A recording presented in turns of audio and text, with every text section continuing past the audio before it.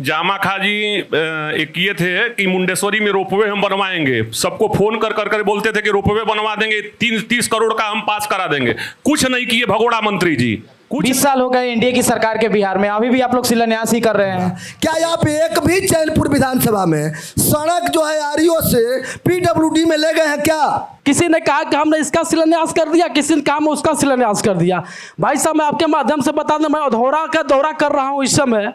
आज मैं आपके चैनल के माध्यम से बता देना चाहता हूं कि आज अधौरा जो है भभुआ से 20 साल पीछे है। तो यहाँ गरीबों की कब भला होगी? यहाँ तो सारे मंत्री विधायक सब घर में ही पैदा हो जाते हैं। आपकी आवाज को सुनने आ रही है प्रभात खबर इलेक्शन एक्सप्रेस। देखते रहिए प्रभात खबर इलेक्शन एक्सप्रेस। बिहार की राजनीति का महाकुंभ शुरू होने में महज कुछ दिनों का वक्त बचा है।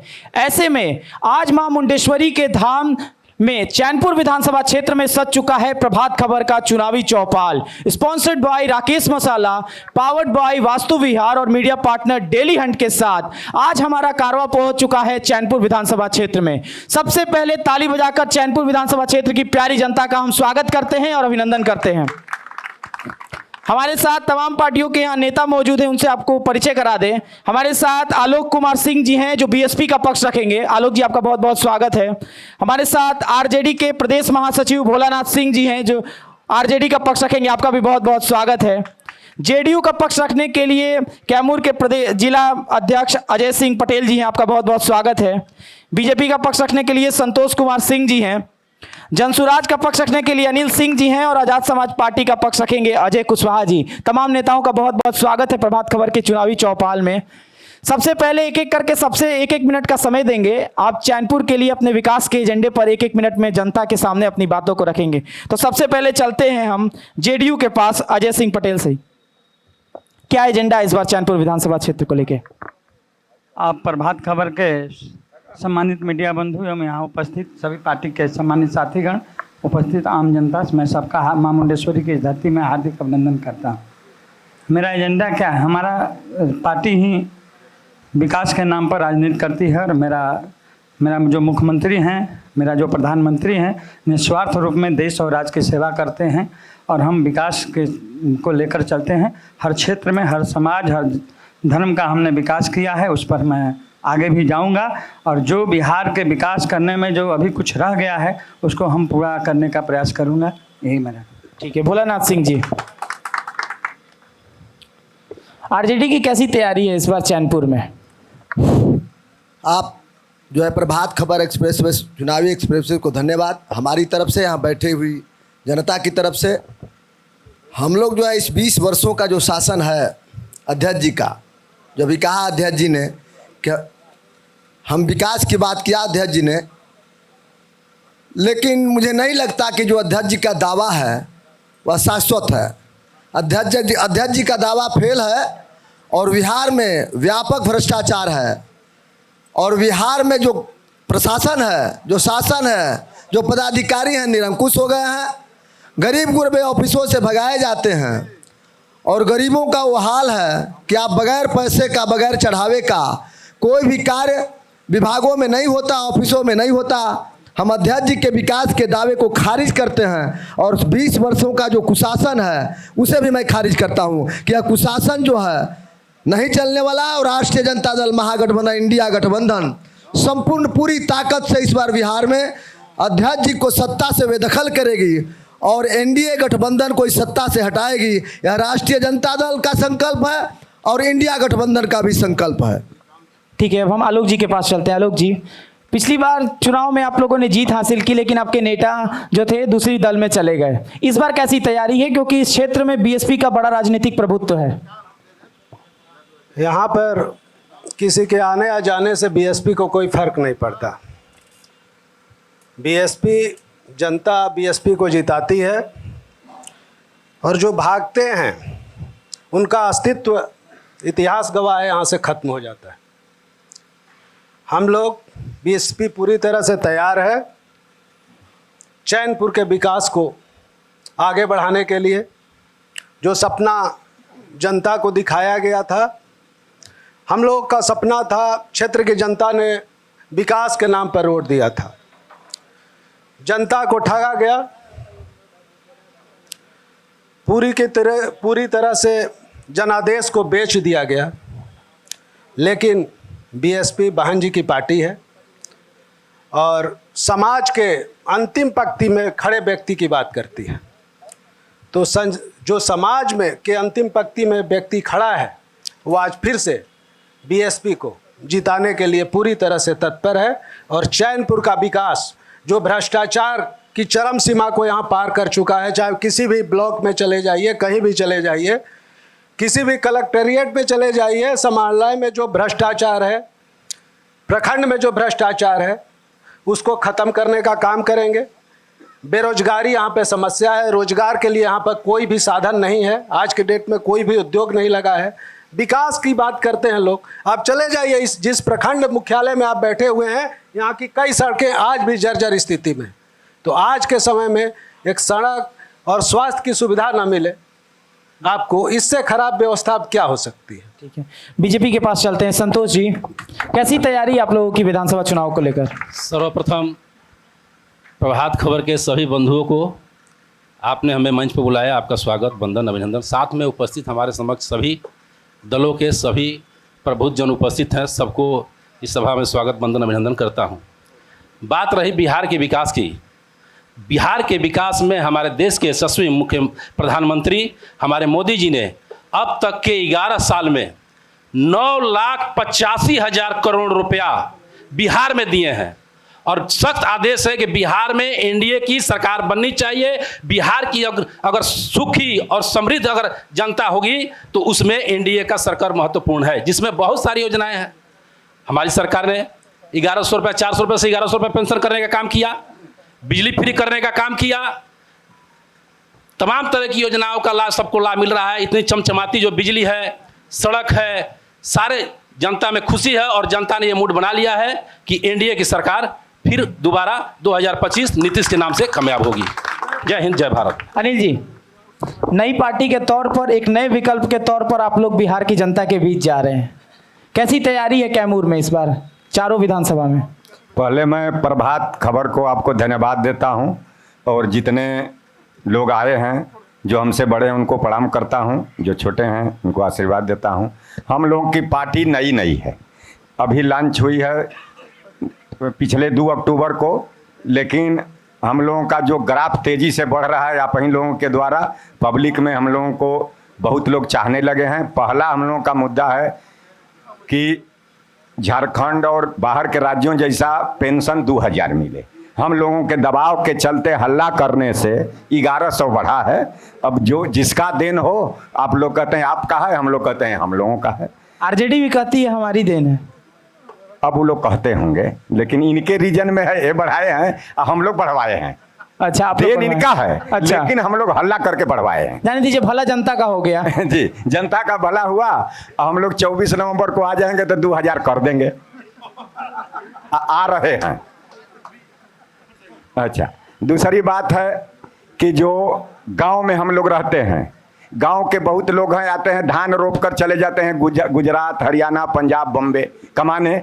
उनके लिए हम लोग 15,000 रुपया तक वो लोग महीना कमाते हैं। हम लोगों का सोच है कि आप 2 लाख से 3 लाख रुपया लीजिए, यहीं रोजगार करिए, जो भी आपको करना है। जैसे चैनपुर, पूरे जिला का चैनपुर में कृषि भवन के बगल में सेंटर बना हुआ है, हर चीज़ का ट्रेनिंग का लोग कर रहे हैं, लेकर करिए। तीसरा है कि 0 से 15 साल के बच्चे को अगर वो नर्सरी में पढ़वाना चाहते हैं तो हम लोगों की सरकार हमारी आएगी तो हम लोग व्यवस्था करेंगे। व्यवस्था ऐसे करेंगे कि एक लड़के पर सरकारी स्कूल में हजारों रुपया खर्चा है, अगर उसको हम नर्सरी में भेजते हैं तो जब नर्सरी वाले से पूछा जाएगा कि सरकारी पैसा जाएगा तो वो 400 मांगेंगे। आप लोग समझ ही रहे हैं, आगे नहीं बोलना है भाई स्कूल के बारे में। दूसरा ग्रुप लोन है जो औरत लोग निकालती है, उसमें 30-35 हज़ार से 50 हज़ार तक रुपया उन लोगों को मिलता है, शादी विवाह जो भी करती है, और 500 रुपया हर सप्ताह में वो जमा करती है। जोड़ने पर वो 36% सूद है। उसको हम लोग 2 से 3 लाख रुपया देंगे कि तुम रोजगार करो 4% पर। ठीक है अनिल जी, फिर आएंगे आपके पास, थोड़ा सा शॉर्ट ले। अक्षय जी, आपके पास आते हैं। आज़ाद समाज पार्टी कितनी सीटों पर चुनाव लड़ेगी और चैनपुर में कैसी तैयारी है? आपका बहुत बहुत धन्यवाद, आपने मुझे इस मौके पर बुलाने का काम किया। मैं आपके माध्यम से बता देना चाहता हूं कि आज़ाद समाज पार्टी जो है पूरे बिहार में 100 सीटों पर अभी चुनाव लड़ रही है और चैनपुर विधानसभा का हमारी तैयारी मजबूत है, क्योंकि यहाँ जो भी मंत्री बने, विधायक बने, को लोगों को लुभाने का काम किया है। यहाँ पर जो है काम जो लगातार 17 सालों से चैनपुर में कुछ हुआ ही नहीं है, इसलिए हम जो है आज़ाद समाज पार्टी, हमारे भाई चंद्रशेखर आज़ाद बड़े ज़ोर शोर से दलित, पिछड़ा, अति पिछड़ाओं की आवाज़ बने हुए हैं और हम जो है बड़ी मजबूती के साथ जो है चैनपुर में चुनाव लड़ रहे हैं। और हमारे साथ जो है सारे जो बहुजन समाज के लोग हैं, व्यक्ति हैं, हमारे साथ जुड़े हुए हैं, हमारे साथ काम कर रहे हैं और उन्होंने इस पर विचार बना लिया है कि चैनपुर विधानसभा में आज़ाद समाज पार्टी को विजय का सिंहासन फैलाने का काम करेंगे। ठीक है, अब हम जनता के बीच चलते हैं। हमारे सहयोगी प्रशांत तिवारी जी हैं जो एक एक स्तर के सवाल लेंगे। जिनका सवाल होगा आप लोग हाथ खड़े कीजिएगा। बिल्कुल, बहुत धन्यवाद आयुष। अब हम चलते हैं जनता के सवाल पास, खड़े हो जाइए। क्या नाम हुआ आपका? मेरा नाम मंटू सिंह हुआ। जामा खाजी एक ये थे कि मुंडेश्वरी में रोपवे हम बनवाएंगे, सबको फोन कर कर बोलते थे कि रोपवे बनवा देंगे, 30 करोड़ का हम पास करा देंगे। कुछ नहीं किए भगोड़ा मंत्री जी, कुछ नहीं किए हैं यहाँ पे। ठीक है, जवाब जेडीयू से ले लेते हैं। सर, रोपवे का वादा था, बैठ के सर, फ्रेम कट जाएगा। जहाँ तक रोपवे का मामला था, रोपवे का स्वीकृति हो चुकी है। सिर्फ भूमि का मामला था कि जितना वन विभाग का भूमि इसमें यूज होगा रोपवे बनाने में, उसको भूमि ट्रांसफ़र करना था बिहार सरकार को। बिहार सरकार ने भूमि ट्रांसफ़र कर दिया है, प्रक्रिया है टेंडर में और बहुत जल्द ही इस सौगात हमारे जिला और चैनपुर विधानसभा को मिलेगा। मैं आपको वचनबद्ध करता हूं, चूँकि हम लोग इस राज्य के रहने वाले हैं, हम लोग जानते हैं सरकार का जहां तक है ज़मीन आवंटन कर दिया है बिहार सरकार ने वन विभाग को और सारी प्रक्रिया जो है पूरी हो चुकी है। बहुत जल्द रोपवे का निर्माण होगा। ठीक है, अगला सवाल ले लेते हैं। बिल्कुल, धन्यवाद। काउंटर करना चाहते हैं, हम भी काउंटर करेंगे। हाँ जी, मैं अध्यक्ष जी से पूछना चाहता हूँ कि जिस ग्राउंड में आप बैठे हैं, आप एक काम बता दीजिए अपने सरकार का। हमारी सरकार थी लालू प्रसाद और जगदानंद की, तो हम जो है यहाँ सीढ़ी बनाए, म्यूजियम बनाए, उस व्यवस्था को सुधार किए और आपकी जो सरकार बनी, एक भी काम आप बता दीजिए। रोपवे के बात हम अखबार में सुनते आ रहे हैं 3-4 वर्षों से। रोपवे के बाद में सुनते, आपने कहा कि सब डिक्लेरेशन हो चुका है, लेकिन मेरा मानना है अध्यक्ष जी कि आपकी सरकार और आप दोनों हम लोगों को और जनता को डायलमा में कस रहे हैं। सिर्फ एक व्यक्ति यहाँ काम किया जिसका नाम है लालू प्रसाद और जगदानंद। रोपवे की बात तो छोड़िए, आपकी गवर्नमेंट रही थी, यहाँ 300 झोपड़ियाँ उजाड़ दी गई जो रोजमर्रा जिया करते थे अपना दुकान खोल करके। आप उन झोपड़ियों को नहीं बचा सके, इस मुंडेश्वरी के विकास में आपका योगदान क्या हो सकता है, मैं यही आपसे जानना चाहता हूँ। ऐसा नहीं है, आपने इस मुंडेश्वरी के साथ अन्याय किया है। आप जो है रोपवे सिर्फ दिखावा है, कागजी घोषणा है, यहाँ कुछ हुआ नहीं। अगर कुछ हुआ मुंडेश्वरी माई के स्थान में तो यहाँ बैठे लोग हैं, पक्ष और विपक्ष दोनों साथी यहाँ बैठे हैं। राजनीति में वैचारिक मतभेद हुआ करते हैं, लेकिन सच को भी स्वीकार करने की अद्भुत क्षमता है इन लोगों के बीच। आप रोपवे नहीं बनाएंगे, कागजी घोषणा है। जो कुछ भी किया हुआ है मेरी सरकार का किया हुआ है, लालू प्रसाद और जगदानंद इसको बनाए और इस मानचित्र पर ले गए। यह इतना वर्षों पुराना मंदिर ठीक है, पूरे देश में और दुनिया में जाना जाता है, आप इसे नष्ट करने की कोशिश किए हैं। इसलिए कहना चाहेंगे कि आप अभी भी सुधरिए, आप कागजी घोषणा बंद कीजिए, सरजमी पर आइए और इस इलाके के सम्मान को ऊंचा ले जाइए। यही मैं आपसे निवेदन करना। 17 महीने आप भी सरकार में थे, बीच में 17 महीने क्यों नहीं विकास कर दिए सर? 17 महीने में जो मैं किया, मैं पूछना चाहता हूं अध्यक्ष जी से, एक भी उपलब्धि बता दें। स्वास्थ्य के क्षेत्र में स्वास्थ्य मंत्री थे तेजस्वी प्रसाद यादव जी, यहाँ 3 CHC बना, अधौरा में बना, दुर्गावती में बना, रामपुर में बना। 3 CHC 6 बेड को लेकर के फिर उसको हम 30 बेड पर ले गए। 30 बेड पर हम बनाए जब तेजस्वी प्रसाद यादव जी स्वास्थ्य मंत्री थे। और इस कैमूर में स्वास्थ्य उप केंद्र में बनाया 18, जो हमारे रीजन का है। 17 महीने का एग्रीमेंट है, 17 महीने जब मेरी सरकार थी, वह डेट है। मैं अगर झूठ बोलता हूँ तो आप उस डॉक्यूमेंट्स को निकाल लीजिए और निकाल कर देख लीजिए को मेरा दिया हुआ आदेश है। और एक भी उपलब्धि हो माननीय मंत्री जी का और अध्यक्ष जी का, अध्यक्ष जी रिप्रेजेंटेटिव हैं, लेकिन मैं मंत्री जी से पूछना चाहता हूं कि आप नहरों का कोई सफाईकरण करा पाया? एक भी नहर का काम आपने किया हो? ठीक है भोला जी, फिर आते हैं आपके पास। तो आप बता दीजिए, इस इलाके के लोग रोज पानी के लिए युद्ध कर रहे हैं और रोज जो है पानी की मांग कर रहे हैं, ठीक है, और विरोध कर रहे हैं, इसलिए मैं चाहूंगा कि आप पानी दीजिए। ठीक है, ठीक है, एक सवाल ले लेते हैं, फिर काउंटर सवाल लेंगे। क्या नाम हुआ आपका? मेरा नाम पुरुषोत्तम सिंह है। मैं सत्ता पक्ष अजय कुमार पटेल जी से पूछना चाहता हूं कि इस विधानसभा में 4 ब्लॉक है, एक मेडिकल कॉलेज आ भी रहा था, उसकी भी बात खत्म हो गई इस मेडिकल कॉलेज में, जिसकी उपलब्धि का ढोल माननीय मंत्री ने पीटा है और बोला था कि हम मेडिकल कॉलेज लेके आएंगे, वो भी मेडिकल कॉलेज यहाँ से फेल हो गया। उसके लिए क्या योजनाएं हैं? पूरे चैनपुर विधानसभा में 1 डिग्री कॉलेज है, वही भगवानपुर में डिग्री कॉलेज है। उसके लिए क्या किया? 5 साल ये बीतने वाला है, तुरंत सब कोई इलेक्शन में जाने वाला है। मैं माननीय अध्यक्ष से पूछना चाहता हूं। मेडिकल कॉलेज को लेकर सवाल है। आप ऐसे बोलते हैं जैसे लगता है कि आप ही सरकार चला रहे हैं। मेडिकल कॉलेज की बात है जिसमें लालू यादव ने चरवाहा विद्यालय खोला था। मैं आपको आश्वस्त करता हूं कि कैमूर जिला में मेडिकल कॉलेज उसी चरवाहा विद्यालय में बनेगा और बहुत जल्द ही इसी हफ्ते माननीय मुख्यमंत्री जी यहां आएंगे और वहां शिलान्यास करेंगे। मैं आपको आश्वस्त करता हूं कि मेडिकल कॉलेज उसी चरवाहा विद्यालय में बनेगा जिसको आप लोग लालू यादव ने चरवाहा विद्यालय बनाया था। मेरा नेता ने वहाँ मेडिकल कॉलेज बनाकर आपको कैमूर को सौगात देगा। ठीक है, आलोक जी कुछ कह रहे थे। नहीं, देखिए ये चुनावी स्टंट है। मेडिकल कॉलेज जब हम लोगों ने मुद्दा उठाया इस मेडिकल कॉलेज का, जो ऑलरेडी जा चुका था मोहनिया में, अभी आप देखें, आप मीडिया के माध्यम से ही हर मीडिया में आया कि 2 मंत्री आपस में इसी ज़मीन के लिए पटना में भिड़े थे। ठीक है, ग्रामीण विकास मंत्री और माननीय कृषि मंत्री। कृषि मंत्री ने कहा कि हम ज़मीन दे ही नहीं सकते, हम ट्रांसफ़र नहीं करेंगे। उन्होंने कहा क्यों नहीं कीजिएगा? अभी तो मामला वहाँ चल रहा है। अब इलेक्शन के समय उसको आके अगर कर दे, कोई शिलान्यास कर दे भैया फंड स्वीकृत हुआ है, कहाँ का ज़मीन कब ट्रांसफ़र हुआ, उसका पूरा डाटा जनता के सामने आपको देना पड़ेगा। ऐसे नहीं होगा। मेडिकल कॉलेज का जो चीज़ का आदमी मामला, यहाँ भाड़ाखाड़ पुल है कि तो एक मंत्री जी के पूरे पोस्टर में जाके देखिए भाड़ाखाड़ पुल निर्माण कहाँ हुआ, अभी शिलान्यास हुआ। तो जितना चीज़ है 5 साल में नहीं याद है, अभी याद आ रहा है सबको, हर चीज़ का अभी मुद्दा उठ रहा है, तो उसको देखना होगा ना।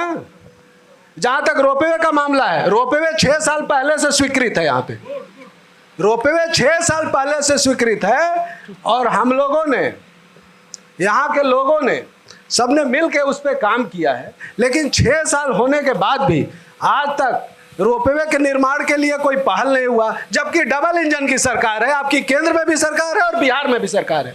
उसके बाद भी माता के यहाँ, हमारे माता मुंडेश्वरी से ज़्यादा तो यहाँ प्रसिद्ध स्थान कोई नहीं है। आस्था है, सबसे जुड़ा सबका है वहाँ से, माता से। वहाँ पर अगर रोपवे उसके बाद जो घोषणा हुआ, आप जाके देखिए, जहानाबाद में देखिए, कई जगह रोपवे का निर्माण राजगीर में शुरू हो गया, बन के तैयार हो चला है, लेकिन हमारे यहाँ एक शुरुआत नहीं हो पाया। इसका जवाब तो सरकार को देना होगा, उससे भागना नहीं होगा।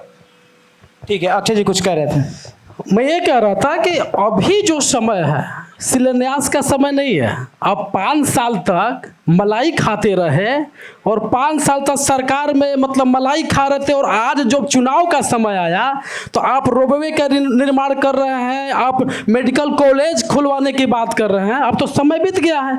ये तो जनता को मूर्ख बनाने का, लॉलीपॉप देने का काम किया जा रहा है। अगर आपके पास समय था 5 साल, तो 5 साल में कुछ करके दिखाया होता सरकार, तो उसको माना जाता कि नहीं, हाँ भाई चैनपुर की जनता के लिए, चैनपुर के नौजवान साथियों के लिए, जो पढ़े लिखे युवा है, उनको आपने मतलब कुछ सौगात दिया है। ये तो बस बहलावा है। ले लेते हैं संतोष जी से जवाब ले लेते हैं। संतोष जी, 20 साल हो गए एनडीए की सरकार के बिहार में, अभी भी आप लोग शिलान्यास ही कर रहे हैं। शिलान्यास नहीं, जमीन पे, बिहार के जमीन पे विकास दिखाई पड़ रहा है। अब किसी का आँख खुला नहीं है तो उसका मैं जवाब नहीं दे सकता हूँ। जैसे कि मेरा अक्षय जी जवाब दे रहे हैं कि पिताजी एनडीए से ही विधायक थे, चैनपुर से। चैनपुर की जनता में आज चांद में सभी लोग बता देंगे कि रोड का काम कितना किए हैं। उनका मिसाल है नहीं, आप गलत बोल रहे हैं। जब मेरे पिताजी राजद में थे तब रोड का विकास हुआ है। आप जो कह रहे हैं वो सही है, लेकिन 17 साल तक। अक्षय जी, पोस्ट पोल अलायंस की बात चल रही है क्या राजद के साथ? नहीं, मेरी वैसी कोई वो नहीं है, लेकिन जब अध्यक्ष जी ने बोला कि नहीं मंत्री महाबली सिंह के कार्यकाल में हुआ है, तो हुआ है, लेकिन गलत चीज नहीं, सही चीज बोले। मतलब वो जो हुआ था आरजेडी के थीम में हुआ था, और चैनपुर से मैं नेतृत्व कर रहा हूँ। विकास आप लोग के सब, जब पिता विकास का काम किया है तो बेटा भी करेगा ही करेगा, मौका मिलेगा, जनता देगी तो। ठीक है, संतोष जी कंप्लीट कीजिए। ठीक है, मैं इसको बाद में जांच लूँगा क्या सच्चाई है, लेकिन मुझे जो लगा वो मैं बोला। लेकिन बात रहा मुंडेश्वरी का विकास का, तो मुंडेश्वरी में जैसे कि अगर विकास रुका तो उसमें अहम योगदान राजद का था।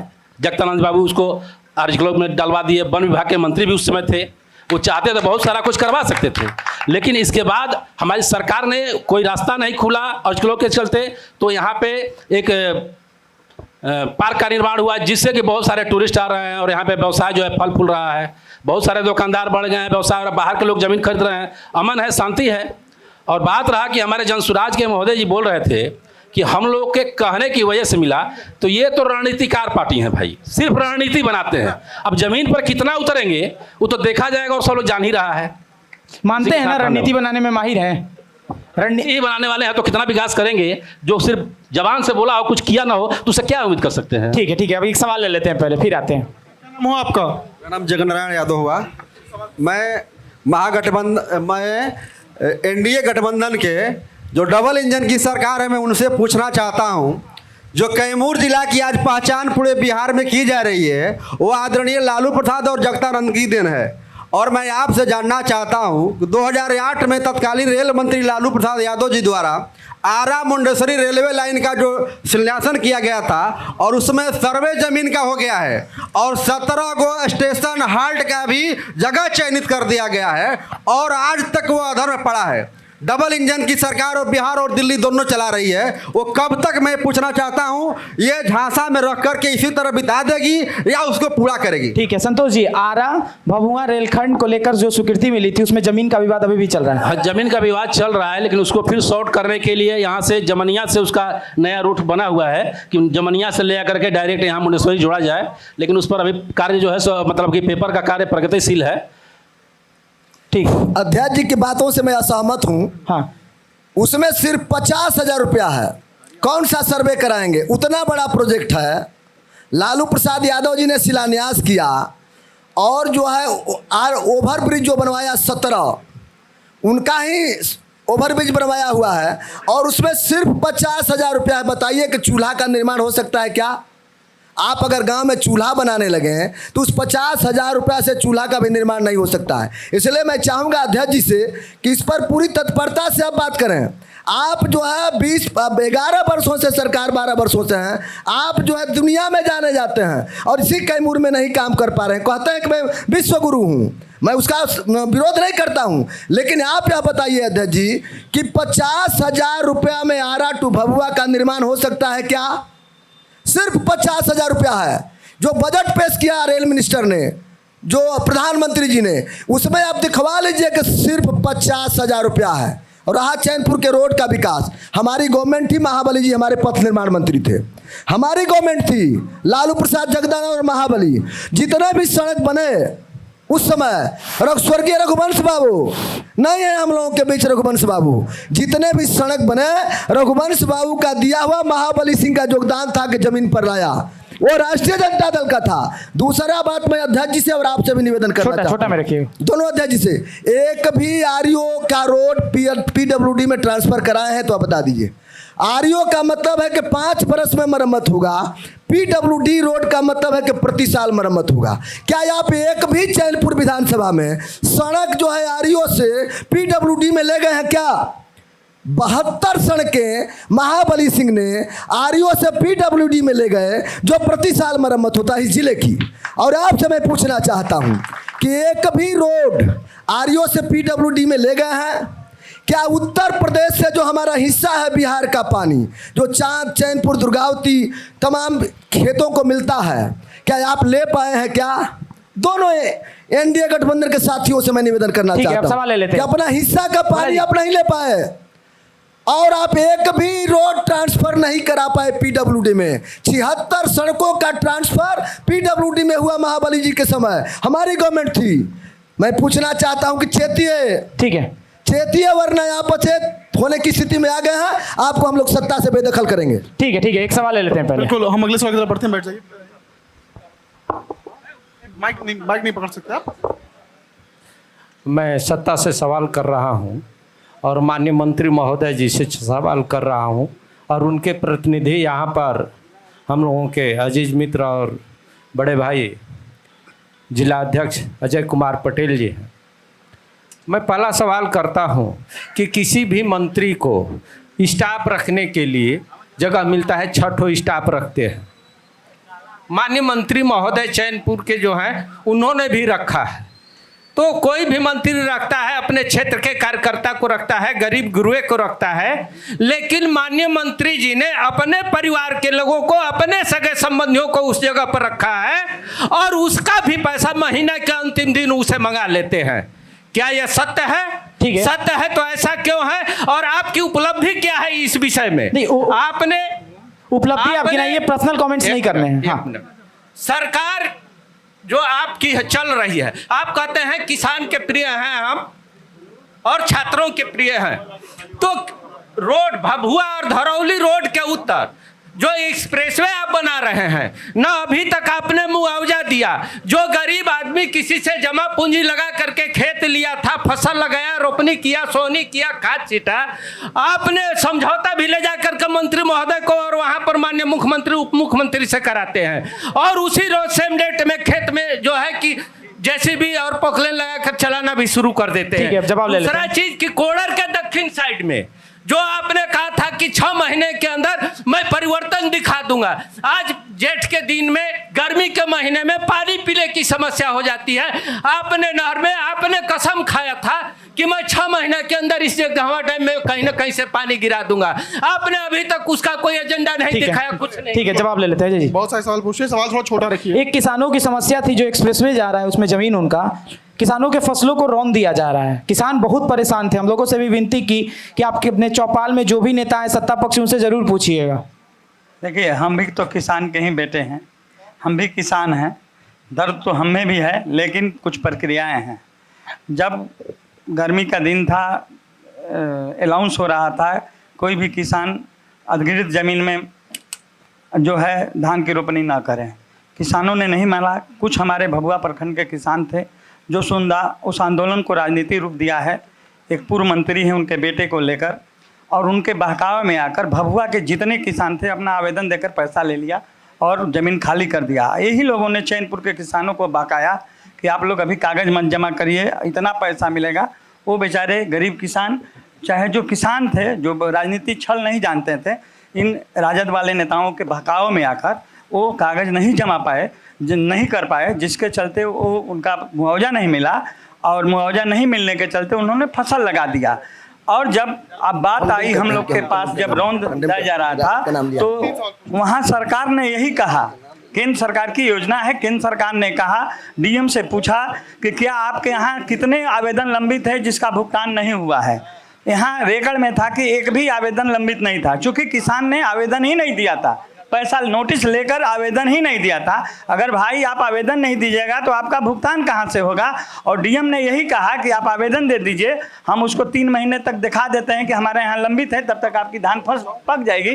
किसान ने बोला कि हम सोमवार को, जो समझौता में इन्होंने बात कहा, मेरे सामने की समझौता है, इन्होंने लोग कहा था किसानों ने कि हम लोग सोमवार से गैम में कागज़ जमा करेंगे। इन्होंने कागज़ नहीं जमा किया और जो ठेकेदार जो टेंडर लिया है उसको 3 करोड़ रुपया पर माह नुकसान हो रहा था, जिसको केंद्र सरकार ने देखते हुए इस तरह की कार्य किया है। और मेरी सरकार ने, मुख्यमंत्री जी ने डीएम को स्पष्ट निर्देश दिया है, आप डीएम से लगाकर पूछ लीजिए कि जो हमारे किसान का फसल नुकसान हुआ है, आज अभी धान पका भी नहीं है। जो क्रॉप कटिंग होता है, जो उस एरिया का क्रॉप कटिंग आएगा, जो उसमें वेट आएगा, तो सरकारी दर से उसका मुआवजा में जोड़कर उस फसल का नुकसान भी दिया जाएगा। ये ऑलरेडी आदेश हो चुका है। अभी जो राजनीति इसमें घुसाई जा रहे हैं, किसानों के कलेजा पर राजनीति दरवाकर उसको नुकसान कर लड़ाई लगाया जा रहा है। चूंकि राजद का काम है दंगा फैलाना, दंगा लगाना, ये लोग का मनसा है दंगा कराना। बोला जी, यही बात है। अध्यक्ष जी मैं कंडेम करता हूँ। अरे सुन लीजिए, सुनिए, कंडेम इसलिए करता हूँ, 1 रुपए में 10 एकड़ जमीन आपने दिया है भागलपुर में। 1 रुपया में 10 एकड़ जमीन आपने दिया है। 1000 एकड़ मतलब 1 रुपए में आपने दिया है। उसी तरह इन किसानों को आप लूटना चाहते हैं। इस किसानों के जमीनों को छाती पर जेसीबी चला करके आप लूटना चाहते हैं। इस जमीन को, लहलहाती फसल को आप उखाड़ दिया आपने। बेटी और खेती, गांव में कहा जाता है कि बेटी और खेती पर जब हमला होता है तो आदमी बहुत कुछ कर गुजरना चाहता है। इसलिए अध्यक्ष जी चेतिए, सिर्फ आप घोषणाओं के मिनिस्टर बन चुके हैं। अधौरा में 68 सड़कों का निर्माण हुआ आरईओ से। सुधाकर सिंह ने एक पत्र लिखा, बिहार सरकार का, आप ही के मिनिस्टर हैं। सुधाकर सिंह जी ने 68 सड़कों की सूची मुझे दिया, मैं सर्वे कराया, उन सड़कों को भी आप गिना देते हैं। आप गिनाते हैं कि ये मेरा उपलब्धि है, ठीक है, आपकी गवर्नमेंट है, लेकिन किसानों की जमीन को लूटिए मत। 10,000 एकड़ 1 रुपया में, बताइए आप यहाँ बैठे हुए लोग, 1 एकड़ का मलगुजारी कितना लगता है? 1 एकड़ का मलगुजारी 24 रुपया कम से कम है, और 24,000, और आप 1 रुपया में 10,000 एकड़ जमीन दे दिए। कहाँ न्याय है? किसानों को आप लूटना चाहते हैं, किसानों के जमीन पर कब्जा करना चाहते हैं परोक्ष अप्रत्यक्ष रूप से। इसलिए सड़कों को भी आप अधौरा में जो 68 सड़कें हैं उसको मत गिनाइए आज के बाद। और जो टावर लगे 60, आप घोषणा करते हैं कि 60 टावर लगा दिया, उसकी स्वीकृति 10 बरस पहले हो गई। आप 2020 में चुन कर आए और 10 बरस पहले हुई एग्रीमेंट है, डेट है। उसके आधार पर मैं चाहूंगा मंत्री जी से कि आप जरा डॉक्यूमेंट्स को भी देख लिया कीजिए। अब एक सवाल ले लेते हैं, अपने मंत्री को कहिए छोटा-छोटा वो देख ले। भोला जी देखिए, मैं मंच पे मौजूद सभी मेहमानों से गुजारिश करता हूँ, जवाब थोड़े छोटे रखिए क्योंकि हमारे पास भी वक्त की लिमिटेशन है। बताइए क्या नाम हुआ, जल्दी सवाल पूछिएगा। वीरेंद्र यादव एडवोकेट। और मैं ये पूछना चाहता हूँ कि अभी हमारे जो भाजपा से हमारे भाई साहब जो नेतृत्व उनके पक्ष में जो बोल रहे हैं, और हमारे मुखिया जी जदयू सरकार की तरफ से दोनों लोग, आप लोग तो स्वीकार कर ही लिया कि जो किए हैं जगदा बाबू लालू यादव ही ने यहाँ किया है। और मैं भीतरी कोडर के एकदम लास्ट बिहार के बॉर्डर से आता हूँ और मैं टीएसी का मेंबर हूँ, दूरसंचार विभाग। हमने गया था 25/6 को मीटिंग था, हमने उठाया था करकटगढ़ में लोग फंस गए थे, वहाँ जो है टावर काम नहीं कर रहा है। उसमें 2 सांसद थे, एक नवादा के और एक जो है काराकट के। उसमें अच्छी विस्तृत चर्चा हुई। और अधौरा पर भी मैं शॉर्ट में बोलना चाहता हूँ कि हमारे यहाँ एक सड़क बनी है, पक्की सड़क। आपकी सरकार में जो भ्रष्टाचार है, जो रिश्वत की भेंट, कमीशन की भेंट चढ़ गई है, वो सड़क मात्र 1-1.5 महीने बने हो गया। जो हमारे सतौली से लेकर बढ़ौना 3 सड़कें बनी है, तीनों सड़क जो है कमीशन की भेंट चढ़ गई है और उफड़ रही है, गाड़ी घोड़ा जाने लायक नहीं। आप लोगों से, सरकार से भी मैं मांग करता हूँ कि उसका जो है जांच कराना चाहिए। और एक साहब और मैं पूछना चाहता हूँ हमारे मुखिया जी से। मैं मुखिया जी जो है जनसुराज की तरफ से हमारे जो बीएसपी से आलोक भाई हैं, मैं आप लोग से आलोक भाई से मैं जानना चाहता हूं कि जितने भी बीएसपी के लोग जीते वो दूसरे दल में चले गए। क्या आपसे मैं इस मंच के माध्यम से जानना चाहता हूं कि आप बसपा से जीतिएगा, दल में रहिएगा कि दल का छोड़ चल जाएगा? मुखिया जी से पूछना चाहता हूं या आप सरकार को किसको समर्थन? हो गया एक सवाल आलोक जी। अगर स्टैंप हो तो मंगवा लीजिए और यहीं पर लिखेंगे कि बसपा में ही रहूंगा, ठीक है। दूसरा, हम भागोड़ा नहीं है, ना हमारा इतिहास है, हम क्यों भागेंगे? जो पार्टी हमको सब कुछ दी, जनता ने हमें वोट दिया, आज हम जो लोग आज चले गए, देखिए यहाँ पे जो नेता हैं आज के डेट में, चैनपुर विधानसभा की बात कीजिए तो कहीं ना कहीं सभी बसपा के स्टूडेंट रहे क्लास के, बसपा से ही निकले हुए लोग हैं। आज कहीं भी हैं जो बड़े नेता यहाँ के हैं, मंत्री या विधायक हैं, वो बहुजन समाज पार्टी से निकले। अलग बात है बसपा को छोड़, लेकिन मैं गारंटी देता हूँ इतना लोग के सामने, आप लाइए, लिख के दे दूंगा। और अभी अध्यक्ष जी पूरा सरकार गिना दिए। भोला जी हैं हमारे अधौरा के, इनकी उपलब्धि अजय बाबू की पार्टी की उपलब्धि सबका गिना दिए। इनसे पूछिए कि इनका सरकार था, अधौरा में रहते हैं, अधौरा के लोग हनुमान घाट पुल ही लोग बनवा पाए थे? सरकार विधायक मंत्री रहते हुए बन पाया था? मैंने इसी एनडीए की सरकार में अपने प्रयास से मेहनत करके उस हनुमान घाट पुल को बनवाया, कोई नहीं बनवा पाया था, जबकि आप ही की सरकार रही है।